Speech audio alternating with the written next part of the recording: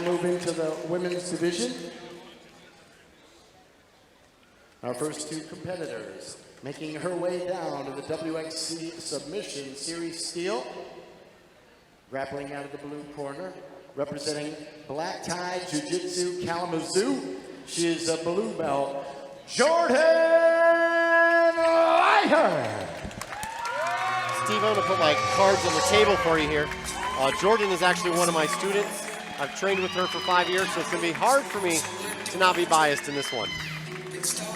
But I'm going to do my best to be professional. You can be both. Exactly. You absolutely can be both.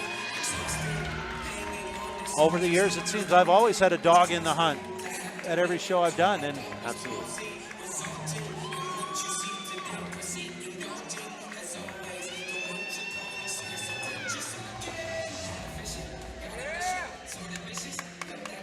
I'm excited to see that female grappling is growing as a sport too. And her opponent, making her way down to the WXC Steel, grappling out of the red corner. She's in blue belt, representing Stars and Strikes MMA, Tanya Carlisle. And Stars and Strikes represented again. Like you said, it's good to see them putting out high-level grappling. it's funny with my judo background, there was always a distinction between the BJJ women and the judo women. Because the judo women looked very much like judo men. And Dave, I corrected myself, you wiener. I bet you did. I couldn't hear. You know, I was sure you probably did with the video. But I already winged it. You know, they can't all be gems. Oh, you take the shots when you can. All 68 of the humanoids are going to forgive you. Oh, come on. It's all right. All right, these two look very excited to be competing right here. Leiter jazzed up on her way inside of the cage. You could tell. Getting pushed against the cage. Almost a tie plum there to start the contest. She's pulling and wrapping up a tight guard, giving time to the top position. Tanya doing a good job keeping posture, not letting her posture getting broken down there. Just wedging those arms in, yep. A little hand fighting going on from the guard. She's got to be careful, though. She's getting a little bit distracted by her own hands. She was getting a little high there. She was. Would have been better if she'd kept them on the hips. Absolutely. Where she had some control. Like where she's looking right now. And doing some nice circling out of those wrist grabs.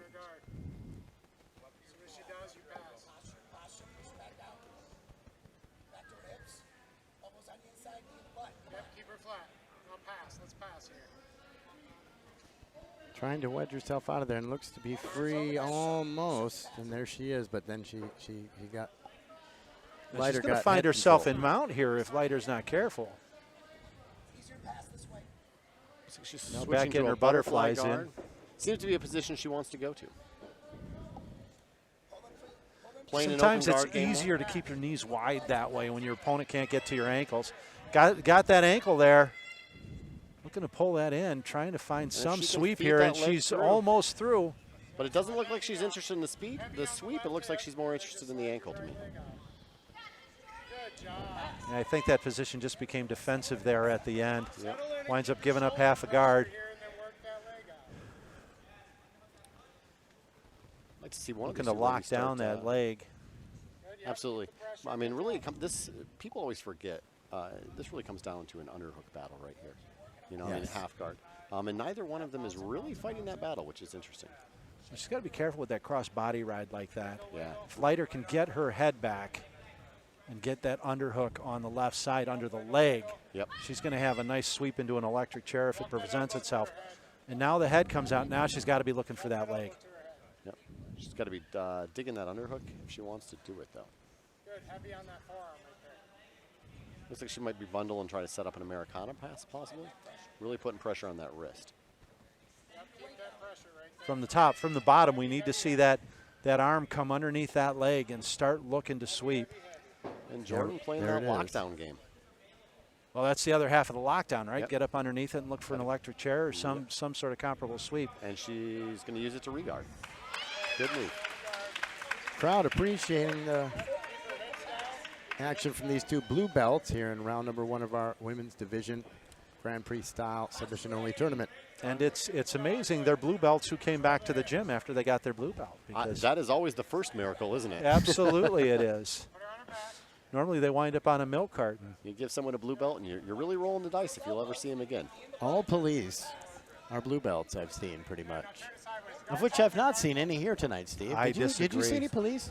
I think police are incredibly undertrained. Until it's mandated, they're just dangerous to themselves. Well, and then when you can be held accountable for how you handle someone who's misbehaving in public, then you should be trained. So there is a huge movement by a group called Invictus to get police officers trained. And Jordyn giving up the pass there. That's the danger of trying to over-entangle those legs when you don't have control of their knees, right? You give them the access. And she looks like she's going to go to turtle. Tristan Brown pretty much predicting what was going to happen here.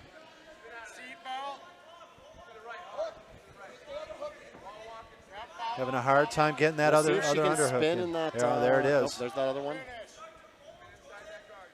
I expect we'll see her. Oh, turning. And It looks like she's trying to turn into mount. Yeah.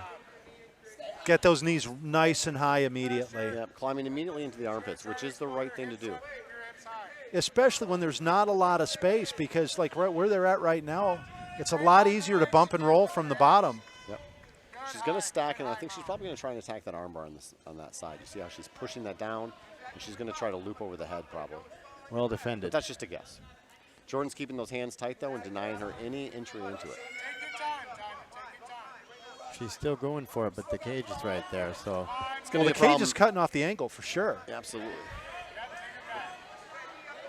Good job riding out that bump. You know, a lot of good defense displayed by both competitors here. Absolutely. And now she's got that angle she wants for that armbar. I can't see from this angle if she has the arm isolated. Well, she's bringing the leg over the head. And if Jordyn can come up on that, she can reverse that position, Trying to which she does. transition. Possibility for an armbar or a triangle, and Well, Jordyn's out of it. And now dropping back in, and she's going right for that heel hook. Leidecker did a good job of keeping both arms inside those legs so she couldn't get the triangle. They're both set up on her. And you're in that 50-50 position. Or what we like to call the 1994. Because that was how everybody sat back for ankle locks then. Neither one of these girls is controlling the knee line, though, and that's your big problem right there. They're rolling for it, but it's very, very hard to finish when you don't have control of the knee line. In fact, it's almost impossible. All you're really going to get is a mercy tap. Or a fair tap, yeah. Jordyn making the wise decision to come up on top. Leidecker, look at that. Came out of that scramble on top. Leiter on top now. Isolates an arm. And isolating an arm and going for that Americana. Can she get it? 3 minutes and 50 seconds left. Lots of time to work. Now take the leg. Peterson roll it. Peterson roll. Everybody shouting out there from both sides their little code so no one knows what they're doing. Am I right? Both the coaches making the smart move. Yeah. When I heard roll, I'm getting wider on the top. I'll tell you that right now. Absolutely. And it looks like Jordyn made that adjustment, and now she's got her back, and there's the tap. That's the choke. Rear naked went on almost immediately. Beautiful job by both these ladies, honestly. Both in tough positions. Good composure. Well, Leiter doing a great job of transitioning. The best submission attempts always come from transition. Absolutely. And that's where that choke came usually from. The second or third one. And let's keep it going for our first female contest. Make some noise!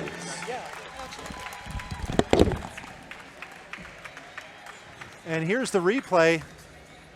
Choke goes on quick and a quick tap. And again, your winner by Tony Carlisle.